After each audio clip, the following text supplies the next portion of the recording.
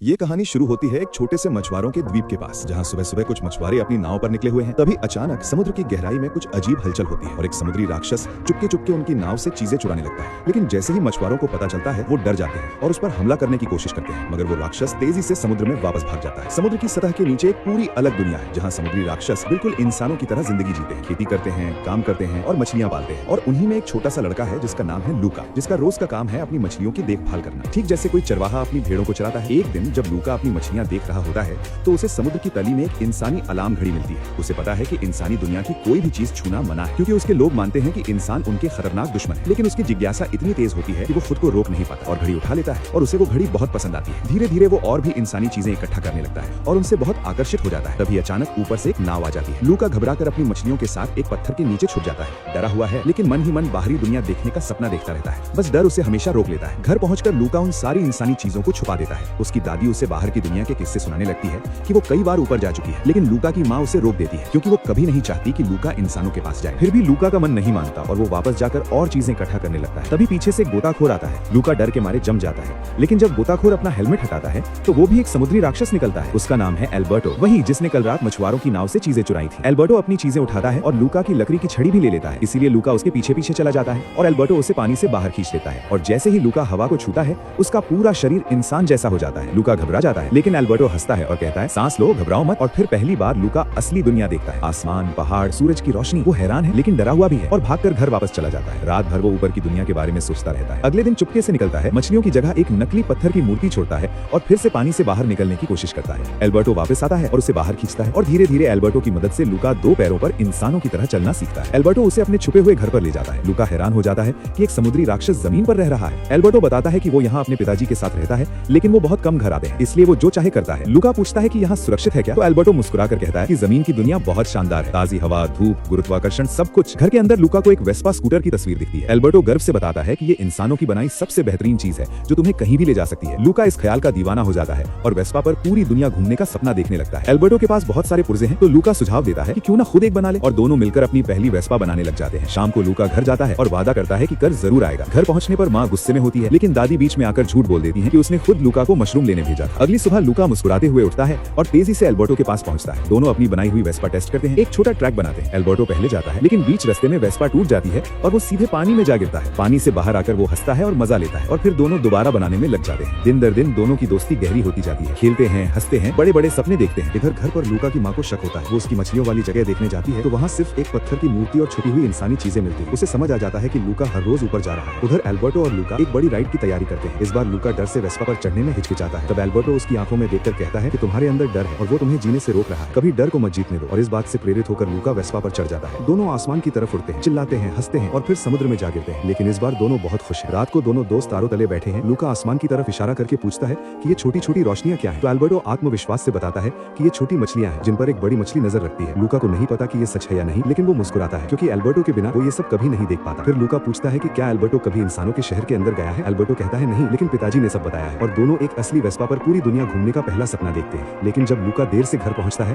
तो सब बिगड़ जाता है। उसके माता पिता बहुत गुस्से में हैं। पिताजी वादा मांगते हैं कि अब कभी ऊपर नहीं जाएगा। लूका कहता है कि बाहर खतरनाक नहीं है, लेकिन माँ नहीं मानती और फैसला करती है कि लूका को एक महीने के लिए चाचा उगो के पास भेजेगी, जो समुद्र की सबसे अंधेरी और गहरी जगह में रहते हैं, जहाँ सूरज की रोशनी कभी नहीं पहुँचती। लूका मना कर देता है, गुस्से और बेबसी में भरकर भाग जाता है। एल्बर्टो के पास जाकर सब बताता है और एल्बर्टो मुस्कुराकर कहता है कि तो चलो किसी ऐसी जगह चलते हैं जहाँ तुम्हारे माता पिता ढूंढ ना सके। चलते हैं इंसानों के शहर। लूका घबराता है कि इंसान समुद्री राक्षसों का शिकार करते हैं, लेकिन एल्बर्टो एक वादा करता है कि वहाँ असली वेस्पा मिलेगी, बस एक लेनी है। और ये सुनना लूका के लिए काफी है। दोनों तैरते हुए पोर्टो रोसो नाम के समुद्री किनारे के शहर तक पहुँचते हैं। गाते और हंसते हुए अपने सपने की तरफ बढ़ते हुए पकड़े जाने से बचने के लिए वो एक नाव के नीचे छुपते हैं और घाट पर चढ़ते हैं। फिर से इंसानी रूप में आ जाते हैं। पहली बार लूका एक असली शहर देखता है। रंग बिरंगे घर, बाजार, चारों तरफ इंसान। लेकिन वो जम जाता है, क्योंकि यही वो शहर है जो समुद्री राक्षसों के शिकार के लिए मशहूर है। तभी एक चमकदार वेस्पा पर एक घमंडी लड़का आता है, जिसका नाम एरकोली है और जो 5 बार पोर्टो रोसो कप जीत चुका है। वो लड़कों को धकेलता है और लूका को पानी की तरफ धकेलता है, जिससे उनका राज खुलने वाला होता है। तभी अचानक एक लड़की आती है, जूलिया, जो एरकोली के सामने डट कर खड़ी हो जाती है। उसे घमंडी लोग बिल्कुल पसंद नहीं, और खासकर ये एरकोली, जो उसे चिढ़ाता है कि वो उसे कभी रेस में नहीं हरा सकती। जूलिया लूका और एल्बर्टो को वहाँ से ले जाती है और पूछती है कि यहाँ क्या कर रहे हो। दोनों कुछ नहीं बताते, तो वो छोड़ देती है और बाजार में मछली बेचने लग जाती है, क्योंकि इसी से वो पोर्टो रोसो कप की तैयारी करती है। लूका एल्बर्टो को धीरे से बताता है कि उन्हें जूलिया से रेस के बारे में पूछना चाहिए, क्योंकि एरकोली को वेस्पा रेस जीतने से मिली थी। दोनों जूलिया के पास जाते हैं और पूछते हैं कि क्या रेस जीतने पर वेस्पा मिलती है। जूलिया बताती है कि सीधे नहीं, बल्कि इनाम के पैसे मिलते हैं, जिनसे पुरानी वेस्पा खरीदी जा सकती है। दोनों लड़के पास खड़ी एक पुरानी वेस्पा को देखते हैं और आजादी और सफर का सपना देखने लगते हैं। तुरंत जूलिया से कहते हैं कि हम रेस में हिस्सा लेना चाहते हैं। जूलिया हंसती है और बताती है कि ये कोई साधारण रेस नहीं है, इसमें तूफानी समुद्र में तैरना है, एक पूरी थाली पास्ता खानी है और फिर पोर्टो रोसो की पहाड़ी पर साइकिल से चढ़ना उतरना है। जैसे ही वो जाने लगती है, लूका और एल्बर्टो चिल्लाकर पूछते हैं कि क्या हम तीनों मिलकर टीम बना सकते हैं। जूलिया रुकती है और कहती है कि पहले साबित करो कि तुम क्या कर सकते हो। लूका पहली बार साइकिल चलाने की कोशिश करता है और बार बार गिरता है, लेकिन अंत में लड़खड़ाते हुए आगे बढ़ता है। जूलिया पूछती है कि वो कहां से हैं। एल्बर्टो बेफिक्री से कहता है कि हम भागे हैं। जूलिया हिचकिचाती है कि अगर ये कुछ छुपा रहे हैं तो वो उनके साथ नहीं जा सकती। तब लूका सच बोल देता है कि माता पिता उसे किसी बुरी जगह भेजने वाले थे और अगर हम जीते तो आजाद हो जाएंगे। जूलिया का दिल पिघल जाता है और वो मान जाती है। उनकी तिकड़ी एक टीम बन जाती है, लेकिन एक समस्या है, एंट्री फीस के लिए पैसे नहीं है। इसलिए जूलिया उन्हें अपने पिताजी से मिलाने ले जाती है, जिनका नाम मसीमो है, एक बड़े और डरावने मछुआरे जिनकी दीवारें हार्पून और चाकुओं से भरी हैं।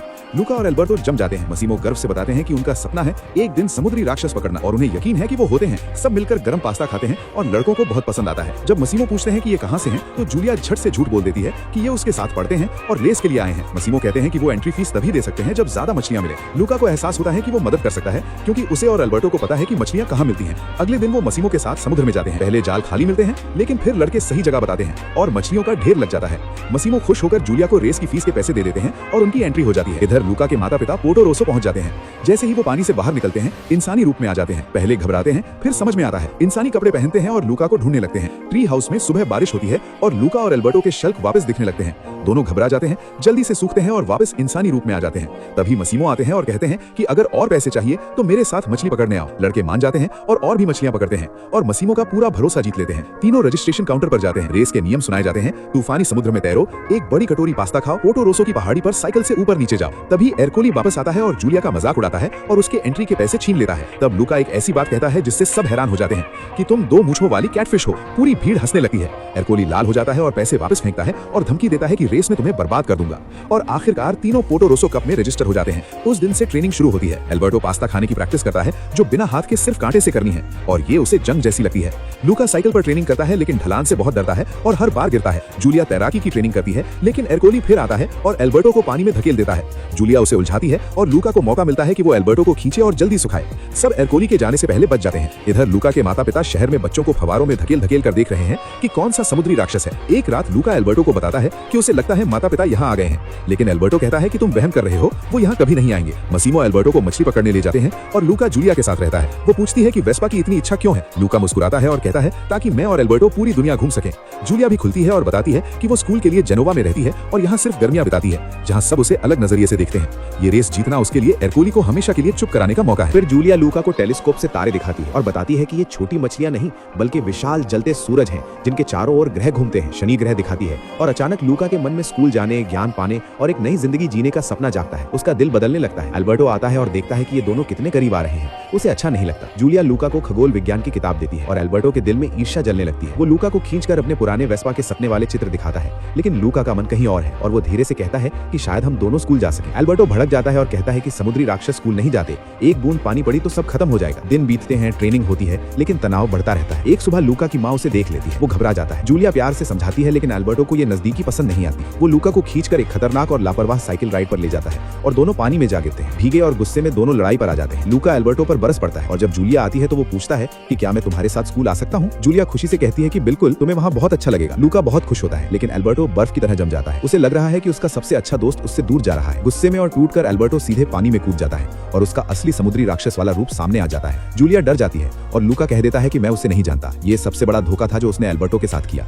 टूटा हुआ एल्बर्टो भाग जाता है। जूलिया लूका को घर ले जाती है। मसीमो पूछते हैं कि एल्बर्टो कहाँ है। लूका झूठ बोलता है कि वो चला गया, लेकिन मसीमो परवाह करते हैं और उसे ढूंढने निकल पड़ते हैं, क्योंकि एल्बर्टो अब सिर्फ मेहमान नहीं, परिवार था। बाद में जूलिया लूका पर पानी डालती है और उसके शल्क दिखने लगते हैं। लूका भी समुद्री राक्षस है। जूलिया गुस्से में कहती है कि इतनी जगह थी जाने को, तो उस शहर में ही क्यों आए जहाँ सब तुम्हें मारना चाहते हैं, और वो उसे दूर कर देती है। लूका दिल टूटा हुआ एल्बर्टो के पास जाता है। वहाँ सब अस्त व्यस्त है। एल्बर्टो गुस्से से कहता है, यहाँ क्यों आए हो, जाओ। लूका की नजर दीवार पर उकेरे गए निशानों पर जाती है और पूछता है कि ये क्या है। एल्बर्टो टूट जाता है और बताता है कि जिस दिन पिताजी गए उस दिन से वो दिन गिनता रहा, उनके वापस आने का इंतजार करता रहा, लेकिन वो कभी नहीं आए। कांपती आवाज में कहता है कि मुझे लगा वो आएंगे, मुझे चाहेंगे, लेकिन नहीं आए।